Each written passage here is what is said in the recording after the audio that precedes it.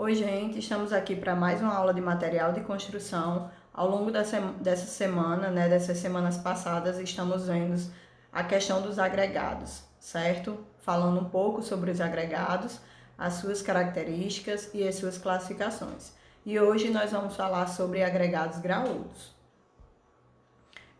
Para quem está chegando aqui agora, pessoal, antes de começar essa aula, essas são aulas remotas para os alunos do curso técnico de edificações da Escola Estadual Professor Antônio Dantas, certo? Então, se você é novo aqui, se inscreve, comenta aí sobre as aulas, certo? Deixa a sua opinião. Então, vamos lá. Falar de agregados graúdos, pessoal? Então, são todos os materiais granulosos de diâmetro superior a 4,8 milímetros. E os principais agregados graúdos são os seixos rolados, as pedras britadas, as argilas expandidas, as escórias, certo? Esses agregados graúdos, eles têm uma denominação e o diâmetro que eles seguem, certo?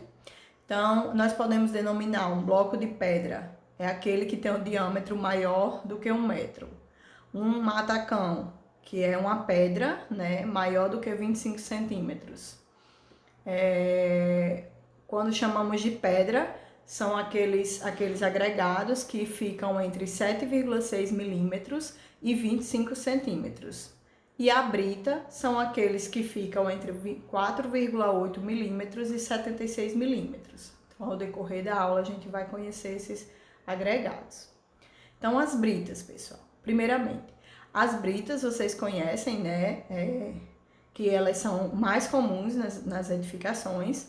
Então, ela provém da desagregação das rochas, ou seja, é necessário haver a quebra das rochas, certo? Eles passam por um processo, de britagem, e após passar por esse processo de britagem, ele passa por algumas peneiras. E nessas peneiras, eles vão ser classificados pela sua dimensão, certo? Então, as britas, elas podem ser calcárias e britas granílicas. As britas calcárias, elas apresentam menor dureza. Quando eu falo em dureza, é menor resistência, certo, pessoal? Então, aquelas britas calcárias, que não são essas britas, mas nessa foto até demonstra um pouquinho, que pode ser calcária, porque ela está se desfazendo um pouco, da mão.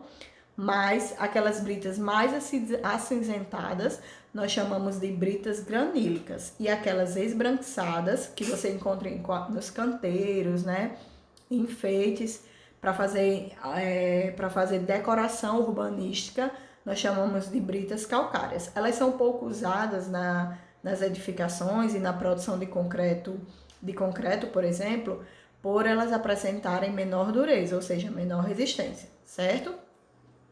Então, as características determinadas para esses agregados são quais? São a granulometria, a massa unitária, a massa específica e a capacidade de absorção, certo?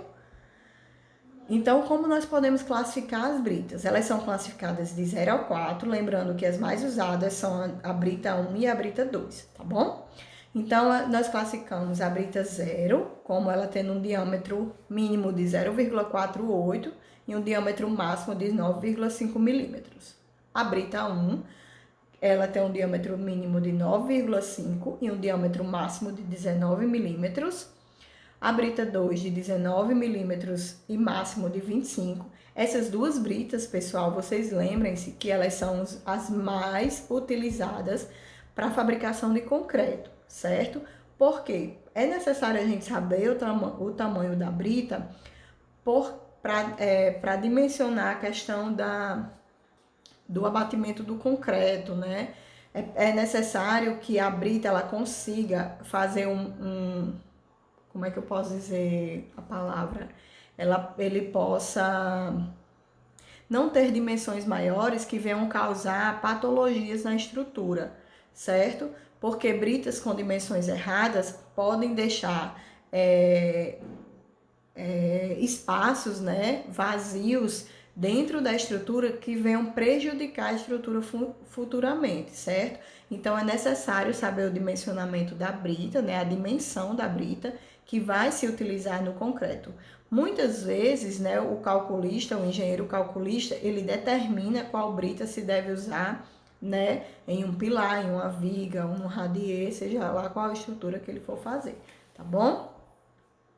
A brita corrida, pessoal, é aquela brita sem classificação prévia, né? E ela é brita e pó, né? Então é um grão misturado, certo? Como mostra na figura. O cascalho ou pedra de mão, né? Como vocês podem ver, é um agregado em grãos maiores, né? Ele pode chegar até 250 milímetros. Então, quando a gente fala de pedra de mão, é aquela pedra mesmo de mão. A gente utiliza muito para confecção de concreto ciclópico, né? Aquele concreto onde a gente faz aqueles baldrames que você conhece como baldrame, certo? E ele é utilizado muito para regularização, né, pessoal? Regularização de fundação, assim, em relação quando ela está muito desregularizada, tá certo?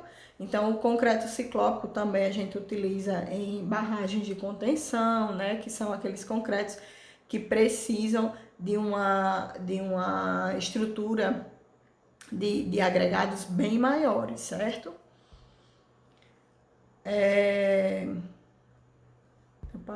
Já passei. Os seixos rolados, pessoal. Os seixos rolados, eles são mais encontrados em leitos de rios, né? Eles devem ser lavados para serem utilizados em concretos, né? Os concretos feitos com esse material apresentam boa resistência, mas é inferior à brita, né? Por eles serem lisinhos, né? Não apresentar tanta rugosidade em sua superfície. Nós podemos classificar em seixos como fino, médio e grosso, né? O fino de 5 a 15 milímetros, o médio de 15 a 30 milímetros e o grosso acima de 30 milímetros, certo? Então, pessoal, esse foi um dos nossos últimos assuntos sobre agregados, né? Então, nós estudamos sobre agregados, o que é agregado e as suas classificações, né? Podem ser classificados segundo a origem como artificiais e naturais, podem ser classificados como a sua massa específica e eles podem ser classificados pela sua granulometria, que no caso foi as duas aulas que a gente teve, que eles podem ser classificados como agregados miúdos e agregados graúdos, né? Então, a partir da próxima aula, nós vamos estudar os tipos de ensaios realizados com esses agregados, tá bom? Então, eu espero que vocês tenham gostado. Até a próxima aula. Abraços!